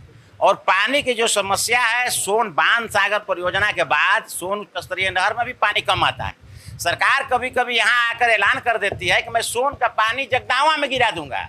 मुझे अभी मैं सर्वे कर रहा था 2-3 दिन पहले, इनका सिर्फ एक लाइनिंग का काम हो रहा है कोहिरा डैम कैनाल में, वो सिर्फ जाकर लोहरा तक पानी गिर जाएगा। तो इस तरह के झूठे वादा करके कोड़र में कैसे पानी दिया जा सकता है? एक बहस होनी चाहिए। ये चौपाल के माध्यम से मैं सभी हमारे आज सभी जो दोस्त हैं, कल एमएलए हो जाएंगे, मंत्री हो जाएंगे, यहाँ बैठे भी हैं सभी दलों के नेता लोग। आप लोग इस पर एक बहस नहीं शुरू कीजिए कि कैसे सूरा जलाशय परियोजना बंद आएगा, कैसे सूरा जलाशय का पानी जगदहवा में जाएगा और सूरा जलाशय परियोजना से चलकर पूरे क्षेत्र कैमूर के पटवन होगा, इस पर नया बहस कीजिए और नया मुद्दा खड़ा कीजिए। सिंचाई पर इस सबसे सवाल पूछ रहे हैं कि आप लोगों के पास क्या ऐसा विजन है। आलोक जी, आप बच के निकलते नजर आ रहे हैं। आपको ये देख रहे हैं कि बहुजन आरजेडी और एनडीए के लड़ाई में बहुत कंफर्ट जोन में चला गया है। हम बच के नहीं निकल रहे हैं, हम जनता के साथ अब बैठ के सुन रहे हैं। हमारी जो सम्मानित जनता है, हम सुन रहे हैं कि कौन कितना जमीन खरीदा, कौन कब जेल गया, कब कौन चोरी किया, कौन कितना भ्रष्टाचार किया, कौन किसका अधिकारी कहाँ लूटता है, सर्वे में कहाँ लूट रहा है, किसान के जमीन को, फसल को कैसे रौंदा जा रहा है, हम ये सुन रहे हैं। और ये दोनों अच्छा बात है कि भाजपा के लोग अमेरिका को महान बनाते थे, अब भोला जी की पार्टी भी अमेरिका का सर्वे मानने लगी। कम बात नहीं है। तो हम सुन रहे हैं। जहाँ तक सिंचाई का सुरेश दा ने सवाल उठाया, तो हमको जहाँ तक मालूम है कि जो व्यवस्था अभी किया जा रहा है वो किसी का निजी जमीन में कैसे पानी गिरे उस पर अभी व्यवस्था किया जा रहा है। जनता के लिए वो व्यवस्था नहीं है। जनता के लिए व्यवस्था बनाने के लिए सोचना होगा। घर अपना बनाइएगा, सिंचाई अपना कीजिएगा, अरे जनता के लिए भी तो सोचिए कभी। तो उसको सोचना होगा, सब लोग मिल के इसको सोचे। लेकिन जो सिंचाई का जितना शुरू से काम हो रहा है, करमचट के लिए कितना आंदोलन हुआ, सब कुछ हुआ, लेकिन आज भी जनता सिंचाई के मूलभूत सुविधा, कोडर इलाके से हैं भाई, यहाँ पे कोडर इलाके में जब तक बिजली न रहे, अगर वहाँ पर सिंचाई की कोई व्यवस्था नहीं है, बारिश होता है तब वहाँ पर लोग सिंचाई के लिए सोचते हैं। तो इस सब बातों का ही तो सरकार में बैठे लोग हैं, हम लोग तो अभी सरकार में है नहीं। तो उसको कैसे आगे सुदृढ़ करें, सत्ता पक्ष को जवाब देना होगा। गड़बड़ी और भ्रष्टाचार का आरोप सिर्फ एनडीए पर नहीं है, आपके भी विगत दिनों कार्यकर्ता सम्मेलन में आपके पार्टी के ऊपर, आप ही के पार्टी के कार्यकर्ता ने टिकट बंटवारे में गंभीर आरोप लगाए हैं। यह भी एक मामला आप लोगों के ऊपर अक्सर विधानसभा चुनाव में। नहीं, टिकट का मामला देखिए, अब कल को डेट में किसी को चैनपुर विधानसभा में बहुत लोग टिकट मांगते हैं, हमारी पार्टी से मांग रहे हैं। अब किसी को टिकट नहीं मिला, वो कुछ भी उठा सकता है। सवाल क्या बसपा पे उठता है? ये सवाल भाजपा में नहीं उठता है, ये आरजेडी में नहीं उठता है। आप ऑफ द कैमरा बात कीजिए, माननीय नेता लोग बैठे, इन्हीं से बात कीजिए। कैसे सेटिंग हो रहा है, कितने करोड़ में हो रहा है और कितने करोड़ में टिकट बिक रहा है। आखिरी सवाल हमारे यहाँ वो आई थी जो मोहनिया का जो बात कर रहे हैं, मैं स्वीकार करता हूँ, उन्होंने जो बोला वो कितना दिन पहले आई थी पार्टी में। उनको पार्टी के किस नेता ने आश्वासन दिया था आपको चुनाव लड़ाया जाएगा? किसने उनको कहा था कि आप पैसा लेके आइए, आप प्रूफ लेके आइए, हम राजनीति छोड़ देंगे? अब एक सवाल हम आखिरी सवाल ले लेते हैं। मैं गार्जियन पर हम सभी मैं एक गार्जियन जो सवाल किए थे पानी को लेकर कोडर वाला, मैं अपनी जो पॉइंट ऑफ व्यू है गार्जियन, आपने जो सवाल बहुत बढ़िया किया है, दोनों पक्षों से किया है। आप बताइए, सबसे किया है आपने, आप बताइए जो 17 साल तक जिस क्षेत्र का मंत्री रहा हो, अगर वो चाहता तो कोडर में क्या कहीं भी पानी ला सकता था, लेकिन नहीं ले, क्योंकि नकारी का और सबसे बड़ा उदाहरण है। मैं अगर आप लोग के माध्यम से, अगर चैनपुर जनता के माध्यम से अगर मुझे मौका मिलता है तो मेरे पास एक मास्टर प्लान है जिसके वजह से जो है चैनपुर के कोडर में पानी लाया जा सकता है। तो अगर आप कहें तो मैं यहाँ बता दूं, नहीं तो कभी आप मिलिए तो मैं उसका बढ़िया से बता सकता हूँ। इतना समय नहीं है, लेकिन हम अब एक यहीं जिस पंचायत में हम लोग ये कार्यक्रम कर रहे हैं उसके मुखिया जी भी कब से बेचैन हैं। वो राजनीतिक व्यक्ति हैं, लेकिन पता नहीं दल किस दल में है वो अभी स्पष्ट हम नहीं बता पाएंगे, लेकिन पूर्व मुखिया हैं, इनसे भी हम पूछ लेते हैं कि इनका क्या मांग है भाई इसमें। हमारा सवाल, सभी लोगों का अभिनंदन, स्वागत पंचायत में आने के लिए। हमारा सवाल बैठे हुए नेताओं से है। सबसे पहले आरजेडी से है, हमारे आदरणीय बड़े भाई, हमारे पटीदार में भोला जी से है। हम ये पूछना चाहते हैं उनसे कि क्या रीज़न है कि आप सभी लोग बैठे बैठे डबल इंजन की सरकार करते हैं। हमको तो समझ में नहीं आया, तेजस्वी जी तब भी डबल इंजन सरकार थी, डबल इंजन सरकार। हम तो ये मानते हैं कि सरकार एक नीतीश कुमार की रही है और भाजपा और आरजेडी हमेशा कभी गेरुआ कभी हरा रंग बदलते गया। क्या रीजन है कि दोनों लोग मलाई खाने के लिए जदयू के साथ आते हैं? ठीक है, आखिरी सवाल है, इसका जवाब ले लेते हैं फिर हम कंक्लूड करेंगे। सवाल तो हमसे किया। हाँ तो आप ही जवाब देंगे ना। मुखिया जी ने जो सवाल किया, हम गरीबों के हित के लिए कभी समझौता कर लेते हैं, गरीबों का कैसे भला हो, और जो है बैठे हैं अध्यक्ष जी बगल में, बड़ा खतरा का खेल खेलते रहते हैं। तो खतरनाक खेल ही ना खेले, इसके लिए हम नीतीश कुमार जी के साथ खड़े हो जाते हैं, क्योंकि हमारे ही विचारधारा के नीतीश कुमार जी रहे हैं पहले, लेकिन अध्यक्ष जी उन्हें फोड़ लेते हैं, तोड़ लेते हैं। अध्यक्ष जी थोड़ा सातिराना अंदाज भी जानते हैं तो तोड़ते रहते हैं, लेकिन हम जो है गरीबों के विकास के लिए, गांव गलियों के विकास के लिए हम नीतीश कुमार जी को भी समर्थन देना पड़े तो परहेज नहीं करते हैं, क्योंकि अध्यक्ष जी नाग की तरह आमंत्रित कर रहे हैं क्या? फोन भोला जी इसलिए आमंत्रित कर रहे हैं क्या चुनाव के बाद कुछ नया अलायंस बनाने के लिए? हमारे साथ जो भी आ जाएगा गरीबों के विकास तो मुख्यमंत्री बनाइएगा भाजपा को छोड़कर। भाजपा के बाद आप सबसे अलायंस कर सकते हैं। जो भी आए समान विचारधारा के लोग तो गरीबों और गांव और गलियों के विकास के लिए, खेतों के विकास के लिए, और नौकरी के लिए, रोजगार के लिए, शिक्षा के लिए, सड़क के लिए, गांव के समृद्धि के लिए, गरीबों के उत्थान के लिए हम समझौता कर सकते हैं, जैसे कांग्रेस से किए, नीतीश कुमार जी से किए हैं। तो आइए, बड़ी बात बोल रहे हैं आप, प्रभात खबर के मन से बहुत बड़ी बात बोल रहे हैं आप, और बना करके फिर बिहार के लोगों का विकास और भला करें, यही मेरा संकल्प है। और इस संकल्प में 5 चीजें हैं। अध्यक्ष जी रुक जाइए 1 मिनट। हम जो है 2,500 रुपया प्रति माह देंगे, हमारे नेता तेजस्वी यादव ने कहा है, और 400 की जगह 1500 देंगे जो हमको आप जो है दिव्यांग पेंशन, और जो है विधवा पेंशन 400 से 1500। ठीक है, हर घर को 2 मिनट कंक्लूड करेंगे ना, सभी पार्टी अपनी बता लीजिएगा कि हम क्या क्या करेंगे, और प्रेसिडेंट को 1500 सवाल ले लेते हैं। यहाँ पर ये बेचारे करप्शन पर नीतीश बाबू सुजीत जी पूछने के लिए, करप्शन पर आपसे सवाल, सत्ता पक्ष से सवाल पूछने के लिए बेचारे, इनको जरूर मौका मिलना चाहिए। जी, हम सत्ता पक्ष से सवाल पूछते हैं कि आप जाति या निवास बनवाने के लिए देख लीजिए पैसा लग रहा है, मोटेशन करवाने के लिए पैसा लग रहा है, पहली की बात।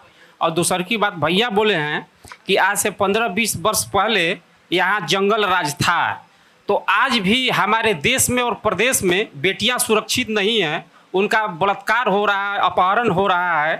तो इस सब को कैसे सत्ता पक्ष देखता है, और मंगल राज कब तक आएगा, कितने वर्ष तक सत्ता में रहेंगे तो मंगल राज? संतोष जी से पूछ, मंगल राज कब आएगा अजय जी? अध्यक्ष जी का महाजंगल राज है। नीतीश बाबू को सब लोग विकास करके आप समझिए, जो जंगल राज की बात करते हैं, बच्चियों के बलात्कार अपहरण की बात करते हैं, वो आईएएस के पत्नी और बच्चियों का अपहरण और बलात्कार जो है लालू सरकार में होता था। आज तक नीतीश कुमार के सरकार में ऐसा कहीं नहीं है कि रेप और बलात्कार और अपहरण होता है। आप इतिहास गवाया 15 साल का देख लीजिए, 15 साल में जितना रेप और बलात्कार हुआ है हमारे यहाँ, हमारी सरकार में लगभग समाप्ति के कगार पर है। और राज है कहीं इस तरह का एक आधो अप्रिय घटना हो गई है, लेकिन कोई कानून के राज में बचा नहीं है। चाहे वो अपहरणकर्ता होगा या बलात्कारी होगा, वो जेल में जाकर सजाए जरूर भोगा होगा, आपको आश्वस्त करता। ठीक है, डेटा है, डेटा है। ठीक है, बैठ जाइए, बैठ जाइए, आपके पास माइक किया था, आप नहीं पूछ पाए, बैठ जाइए। 1 मिनट, ठीक है, बैठ जाइए। अजय जी बताइए ना, अशोक जी छोटा छोटा कमेंट ले लेते हैं। ये लोग अपना सरकार गिना लिए।